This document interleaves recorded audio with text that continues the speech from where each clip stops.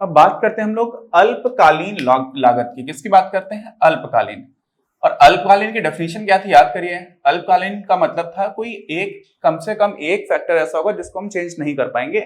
ठीक, तो अब अल्पकालीन लागत में होगा क्या क्या, सोचिए। तो यहां पर क्या आता है, कुल लागत जो भी आएगी वो कैसे निकलेगी, एवरेज लागत कौन कौन सी होंगी, उस सबको हम लोग एक एक करके देखते हैं। देखो, ये हम लोगों ने एक एग्जांपल ले रखा है जहां पर मैं कॉस्ट स्ट्रक्चर दे रखा है कि आप 0 क्वांटिटी बना रहे हो, फिर 1 बना रहे हो, 2 बना रहे हो, लेकर के 10 तक बना रहे हैं। ये क्या है, ये आउटपुट लेवल है। तो अगर आउटपुट लेवल 0 है और ये हमारा एक ऐसा फैक्टर है जो फिक्स्ड है, क्यों? क्योंकि अल्पकाल में आप याद रखिए कि एक फैक्टर ऐसा होता है जो फिक्स्ड रहता है, बदलता ही नहीं है। तो उस फैक्टर की कॉस्ट कितनी है, उस जो भी कारक है उसके लिए एक लागत कितनी आएगी, तो वो लागत आपकी आ रही है 20। ठीक है, आप रुपए मान लीजिए, कुछ भी मान लीजिए। अब अगर 20 लागत है तो चाहे आप बनाओ चाहे ना बनाओ, हो सकता है आपने दूसरा प्रोडक्शन जो भी फैक्टर है उसको लेकर के आए नहीं, बिल्कुल, तो सिर्फ एक फैक्टर है तो प्रोडक्शन तो हो नहीं जाएगा। अब ऐसी स्थिति में हो क्या रहा है कि आपने 20 रुपए तो लगा ही दिए, अगर रुपए मान लेते हैं तो, और बनेगा कितना, 0। अब चाहे आप 1 बनाओ तब भी 20 रुपए लगेगा, क्यों? क्योंकि ये तो फिक्स्ड है, इसको तो आप बदल सकते ही नहीं हो। चाहे आप 10 बना लो तब भी 20 रुपए ही लगेगा। तो ये क्या है, ये कुल स्थिर लागत है, इसको हम लोग बोलते हैं TFC। क्यों? Total fixed cost. ये समझ में आ गया। अच्छा, ये हमें दिया हुआ है कि 20 रुपए है, तो फिक्स्ड कॉस्ट 20 रुपए है, टोटल की बात कर रहे हैं, सब मिलाकर के आपको 20 रुपए तो आपको देना ही देना पड़ेगा। अच्छा, अब देखिए, कुल परिवर्ती लागत यानी टोटल वेरिएबल कॉस्ट जो बदल सकती है वो कितना है। जब आपने एक भी दूसरा फैक्टर जो बदल सकते हैं, जो परिवर्ती कारक है, वो नहीं लगाया तो 0 रहेगा, आपने बिल्कुल नहीं लगाया। अब आपने उसको लगाना स्टार्ट किया, कितना फैक्टर लगाया वो नहीं देख रहे हैं, हम ये देख रहे हैं कि उत्पादन का जो स्तर है उस स्तर के हिसाब से कितनी कॉस्ट आ रही है। तो अगर आपको 1 उत्पादन करना है तो टोटल वेरिएबल कॉस्ट आपकी 10 आ रही है, फिर आपको 2 उत्पादन करना है तो ये टोटल वेरिएबल कॉस्ट 18 रुपए आ रही है। यानी कि 20 तो फिक्स थी, स्थिर थी, और 18 रुपए ऐसी है जो परिवर्तनशील है। परिवर्ती क्यों है? क्योंकि यही तो फैक्टर ऐसा है जिसको हम बदलते जा रहे हैं, ये हमारा फिक्स्ड है, इसको हम बढ़ाते जा रहे होंगे। अब ये फैक्टर बढ़ा रहे हैं, हम उसकी बात नहीं कर रहे हैं, ये उस बदले जाने वाले फैक्टर की कॉस्ट है। हम ये नहीं बता रहे हैं कि हमने पहले 10 फैक्टर था अब उसको 18 लगा दिए, 10 लेबर लगाया 18 लेबर लगा, लेबर की बात नहीं हो रही है। अब ये बात हो रही है कि यहां पर कितनी कीमत बढ़ रही है, कितनी लागत बढ़ रही है, किसकी? जब हम परिवर्ती लागत की बात कर रहे हैं। अच्छा, तो ये कुल फिक्स्ड है, कुल परिवर्ती है, तो कुल लागत जो है ना वो क्या हो जाती है आपकी, कुल स्थिर लागत, और इसी में आप जोड़ दोगे कुल परिवर्ती लागत को। अच्छा, कुल लागत को हम लोग लिखते हैं टोटल कॉस्ट, और कुल स्थिर क्या हो जाता है, टोटल फिक्स्ड कॉस्ट, और कुल परिवर्ती टोटल वेरिएबल कॉस्ट। तो ऐसे लिख दिया जा सकता है TC बराबर TFC प्लस TVC। अच्छा, अब एक चीज पे ध्यान देना, ये जो फिक्स्ड कॉस्ट है और वो तो एकदम निश्चित है, फिक्स्ड है, बनी हुई है, ये तो बदल नहीं रही है। तो अगर आपको टोटल कॉस्ट बदलने की बात आएगी, ये तो फिक्स्ड है, BC है, ये कब बदलेगा? जब टोटल वेरिएबल कॉस्ट बदलेगी। आगे बात समझ में? इसका मतलब क्या हुआ, कुल लागत के लिए हम क्या करेंगे, दोनों को जोड़ते जाएंगे, तो ये कितना हो जाएगा, देखो 20, ये कितना हो जाएगा 30, ये कितना हो जाएगा 38, ये हो जाएगा 44, ये हो जाएगा 49, ये हो जाएगा 53, ये हो जाएगा 59, 67, 80, 95 और 115 हो गया। अब औसत स्थिर लागत की बात करते हैं। किसकी बात करते हैं? औसत। औसत क्या होता है? औसत का मतलब होता है कि जितना आपने पैसा लगाया और जितनी क्वांटिटीज उनसे डिवाइड कर दो। तो यहां पर स्थिर लागत कितनी थी, 20 रुपए, और आप 0 से भाग दोगे, क्यों? अभी तो 0 प्रोडक्शन हो रहा है, आउटपुट लेवल कितना है, 0, तो ये अनडिफाइंड हो जाता है। किसी भी चीज में आप 0 से भाग दोगे तो अनडिफाइंड आएगा। एवरेज वेरिएबल कॉस्ट, वो भी देख लो। अब वेरिएबल कॉस्ट कितना है, 0, 0 को आप 0 से भाग देते हो, वो भी अनडिफाइंड रहता है, आप इसको डिफाइन नहीं कर पाते मैथ्स में। क्यों नहीं कर पाते हो? मैंने गणित में बताया है। अच्छा, एसएससी। अब एसएससी का मतलब क्या हुआ, शॉर्ट रन में एवरेज कॉस्ट कितना है। तो शॉर्ट रन में एवरेज कॉस्ट, अच्छा आप दूसरी तरह से देखो, एसएससी हम कैसे निकाल सकते हैं? एक तो ऐसे निकाल सकते हैं, टोटल कॉस्ट कितनी थी, टोटल कॉस्ट में आपने कितनी चीजें बना पा रहे थे, तो आप टोटल कॉस्ट में 0 से भाग दोगे तो आपको एवरेज कॉस्ट मिल जाएगा। और एस क्यों लिखा हुआ है? एस का मतलब है शॉर्ट रन में। तो शॉर्ट रन में एवरेज कॉस्ट कितनी हो जाएगी? वो आप 20 को 0 से डिवाइड करोगे। या दूसरा तरीका क्या है? दूसरा तरीका तो देखो, एसएससी का पहला तरीका तो ये हो गया, क्या हो गया? टोटल कॉस्ट, या इसको एसटी से भी लिख सकते हो, शॉर्ट रन में टोटल कॉस्ट, लेकिन चलो कोई मतलब नहीं है, डिवाइडेड बाय क्वांटिटी, ये हो गया। या फिर इसी को आप लिख सकते हो क्या, शॉर्ट रन में एवरेज कॉस्ट जो है वो हो जाएगा आपका average fixed cost plus average variable cost. जैसे यहां पर टोटल के साथ था, वे बिल्कुल वैसी चीज है। आपने औसत निकाला फिक्स्ड कॉस्ट का और औसत निकाला परिवर्ती कॉस्ट का, परिवर्ती लागत का, दोनों को जोड़ दिया, दोनों को मिलाकर के क्या हो गया आपका एवरेज कॉस्ट आ गई शॉर्ट रन के लिए। अच्छा, तो वो भी यहां पर ये दोनों अनडिफाइंड है, तो ये इन दोनों को मिला करके, तो अगर ये दोनों ही हम नहीं लिख सकते हैं तो ये भी अनडिफाइंड हो जाएगा, इसको भी हम नहीं बता सकते हैं। और अल्पकालीन सीमांत लागत, सीमांत लागत भी 0 पर अनडिफाइंड होती है, क्योंकि नेगेटिव तो रहा नहीं होगा कुछ भी, तो यहां पर भी हम इसको भी अनडिफाइंड कर देते हैं। अब हमारी कहानी स्टार्ट होगी यहां से, क्या क्या होगा देखते हैं। 30 रुपए आपका लगा कुल मिलाकर के, क्या, और एक आपका क्या है क्वांटिटी बनी, लेकिन ये 30 क्या है? टोटल कॉस्ट है। हम लोग को क्या लिखना है? Average fixed cost. तो फिक्स्ड कॉस्ट कितना था? 20, और एक इकाई है, तो 20 में आप 1 से भाग देंगे तो आपको क्या मिलेगा? 20। अब यहां पर देखिए, पहले इसी कॉलम को बना लेते हैं। 20 फिक्स्ड कॉस्ट है, अब 2 इकाई बन रही है, तो प्रति इकाई कितनी फिक्स्ड कॉस्ट हो जाएगी? वो हो जाएगी 20 में 2 से भाग दोगे 10, तो प्रति इकाई वाली चीज क्या हो जाती है? प्रति इकाई का मतलब होता है वही तो एवरेज है। तो एवरेज कितना हो जाएगा? 20 में 2 से भाग दोगे हो जाएगा 10। अब 20 में 3 से भाग दोगे तो हो जाएगा 6.67। 20 में 4 से दोगे हो जाएगा 5, 20 में 5 से दोगे हो जाएगा 4, 20 में 6 से दोगे हो जाएगा 3.33। अब 20 में आप 7 से भाग दोगे तो कितना हो जाएगा? 2.6, 2.8 और 4 0 हो जाएगा 5, ऐसे करके कुछ कुछ बनता चला जाएगा। ठीक है, कितना होना चाहिए? हाँ, 2.86 लिखा हुआ है, सही है। अब 8 से भाग दोगे आप 20 में तो कितना हो जाएगा? 2.5। 9 से भाग दोगे तो आ जाएगा आपका 2.22, चलता चला जाएगा, और 10 से दोगे तो हो जाएगा 2। तो यहां पर एक चीज तो सबसे पहले समझो, एवरेज फिक्स्ड कॉस्ट है ना, लगातार गिरती चली जा रही है। देखो लगातार गिर रही है। क्यों गिर रही है? क्योंकि भाई कॉस्ट उतनी थी, आप प्रोडक्शन बढ़ाते जाओगे तो प्रति इकाई क्या होती जाएगी? कम होती चली जाएगी। अच्छा, बड़ा आसान था। एवरेज वेरिएबल कॉस्ट को देखते हैं। तो वेरिएबल कॉस्ट कहां पर थी? टोटल वेरिएबल कॉस्ट ये थी, इसमें भाग देंगे इकाई से, तो 0 में 0 से तो अनडिफाइंड हो गया था। 10 में 1 से भाग देंगे तो कितना हो जाएगा? 10। 18 में 2 से भाग देंगे, देखो मैं लिखता जाऊंगा जल्दी जल्दी, आप समझते आना। 18 में 2 से भाग देंगे तो हो जाएगा आपका 9। 24 में 3 से देंगे हो जाएगा 8। 29 में 4 से देंगे हो जाएगा 7.25। अब 33 में 5 से भाग देंगे तो आ जाएगा आपका 6.5। ऐसे ही 39 में भाग देंगे 6 से तो आ जाएगा कितना? देखिए 5 से आप 33 में देंगे सॉरी तो आएगा 6.6, और 39 में 6 से भाग देंगे तो आ जाएगा 6.5। फिर 47 में आप 7 से भाग देंगे तो आ जाएगा 7 6 42, 5 बचा, 5 में 0 जाएगा तो 6.7, फिर 1 0, तो फिर 1 ऐसे करके बढ़ जाएगा। और 8 से 60 में भाग देंगे तो 8 7 56.5, 7.5 हो गया। 9 से 75 में भाग देंगे तो आ जाएगा 9 8 72 और 3 3 आता चला जाएगा। और फिर 10 से 95 में भाग देंगे तो आ जाएगा 9.5। ठीक है, ये है क्या? देखो ये है एवरेज वेरिएबल कॉस्ट। ठीक, अब एक चीज है बहुत ही आराम से और ध्यान से समझना, एकदम सिंपल है। देखो हमारी टोटल फिक्स्ड कॉस्ट तो हमेशा ही स्थिर थी।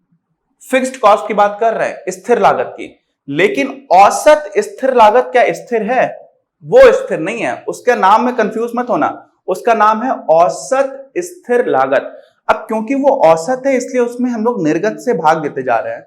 तो जब हम लोग टोटल फिक्स्ड कॉस्ट में निर्गत से भाग दे रहे हैं तो वो स्थिर नहीं है, उसके किस डायरेक्शन में जा रही है वो दिशा स्थिर है। किस डायरेक्शन में जा रही है का मतलब क्या हुआ कि देखो हमेशा कम होती जा रही है। 20 है, फिर 10 है, फिर 6.67 है, फिर 5 है, फिर 4 है, कम होती जा रही है, कम होती जा रही है।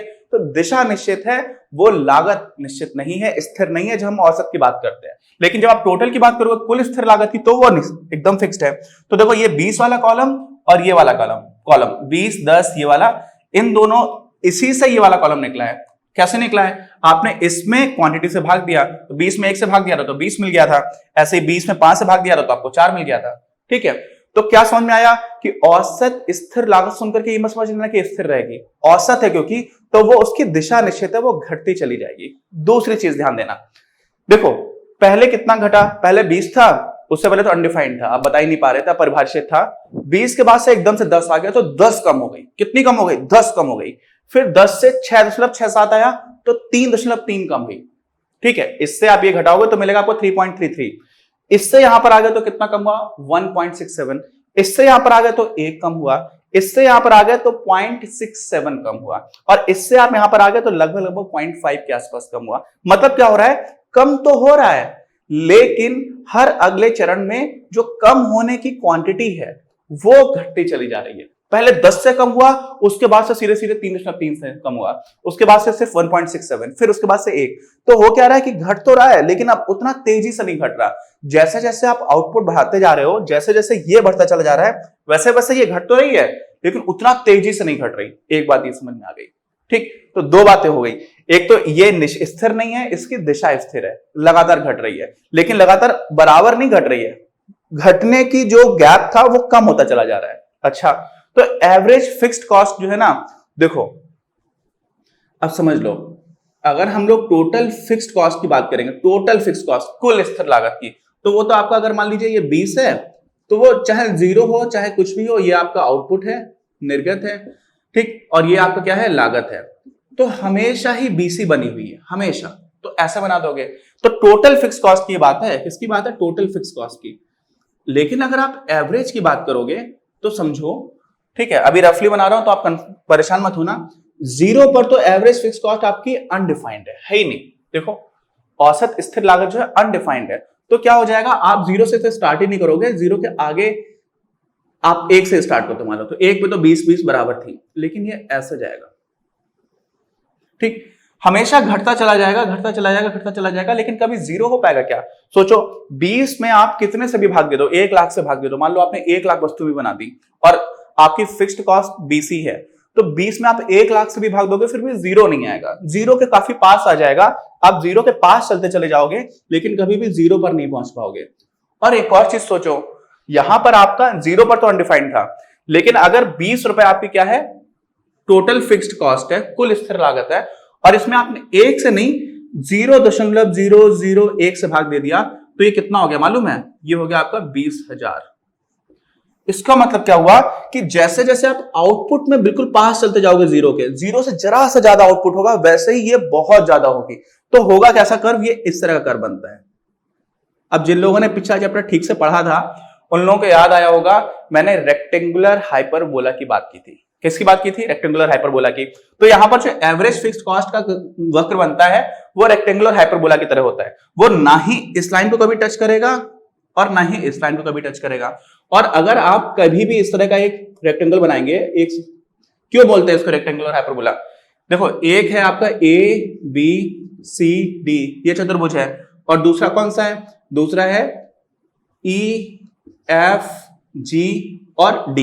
दो हो गए, ABCD, देखो देख लो, ABCD, और दूसरा है आपका EFG और D, ऐसे नहीं है D।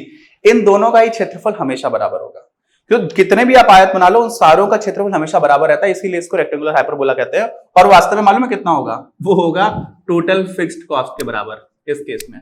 जिसको नहीं समझ में आया वो पिछला जो हम लोगों ने चैप्टर पढ़ाया था रेक्टेंगुलर हाइपरबोला वाला, उसको देखेंगे तो आ जाएगा। लेकिन वो अभी इतना महत्वपूर्ण नहीं है। महत्वपूर्ण बात क्या है कि टोटल फिक्स कॉस्ट आपकी स्थिर है, ये स्थिर नहीं है, लगातार घट रही है, लगातार घट रही है। अब ऐसे बना हुआ तो घट क्यों रही है? क्योंकि आउटपुट आपका इधर बढ़ रहा है ना। देखो यहां पर आउटपुट 0 है, जैसे जैसे आप आउटपुट बढ़ाते जा रहे हो वैसे वैसे देखो ये ऊपर से नीचे आते जा रही है, नीचे आते जा रही है, नीचे आते जा रही है, नीचे आते जा रही है, और इस वजह से क्या हो रहा है कि एवरेज फिक्स्ड कॉस्ट आपकी घट रही है। अच्छा, अब एक और चीज देखो, हम लोग ये क्या लिख रहे थे? देखो इसको SAC भी लिखते हैं, और वास्तव में कई बार आप किताबें देखोगे तो उसमें SRAC भी लिखते हैं। क्यों? शॉर्ट रन एवरेज कॉस्ट है, अल्पकालीन कॉस्ट की बात कर रहे हैं हम लोग। किसकी? अल्पकालीन लागतों की बात कर रहे हैं। तो अल्पकालीन को भी हम लोग शॉर्ट रन पूरा पूरा भी बोल देते हैं, कभी कभी सिर्फ शॉर्ट रन को ऐसे ही दिखा देते हैं। तो ये क्या है? अल्पकाल में औसत कॉस्ट कितनी आएगी, औसत लागत कितनी आएगी, उसका एक हिस्सा तो आपका हो गया AFC।